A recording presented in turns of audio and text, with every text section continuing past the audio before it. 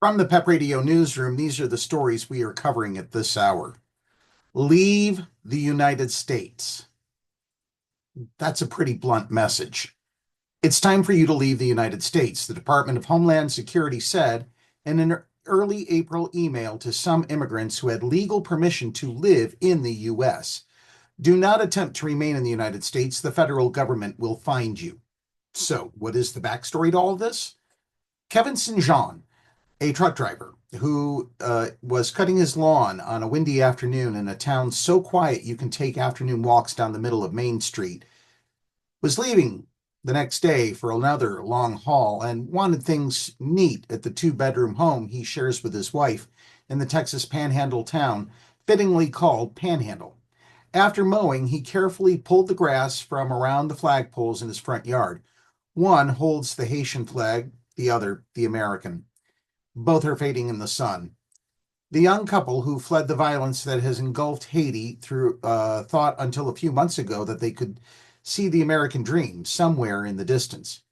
Now they are caught up in the confusion and fear that are rippling through the immigrant communities that dot this region. Newcomers have come here for generations to work in immense meatpacking plants that emerged as the state became the nation's top cattle producer. But after Donald Trump moved to end legal pathways that immigrants like the Jeans have used, their future, as well as the future of the communities and industries they are a part of, is uncertain. This is what Trump had long promised. Immigration into the United States, both legal and illegal, surged during the Biden administration, and Trump spun that into an apocalyptic vision that proved powerful with voters. The White House rhetoric is focused on illegal immigration and the relatively small number of immigrants they say are gang members or who have committed violent crimes. However, the Trump administration also has sought to end many legal avenues for immigrants to come to the United States and revoke the temporary status of hundreds of thousands of people already here, saying people had not been properly vetted. There's more information on this story on our Blue Sky page. In other immigration news, a judge on Wednesday released a Palestinian man who led protests against the war in Gaza as a student at Columbia University and was arrested by immigration officials during an interview about finalizing his U.S. citizenship. Outside the courthouse in Vermont, Mohsen Madawi led supporters in chanting, "The people united will never be defeated. No fear and free Palestine." He said people must come together in the defense of both democracy and humanity. Never give up on the idea that justice will prevail, he said. We want to stand up for humanity because the rest of the world, not only Palestine, is watching us.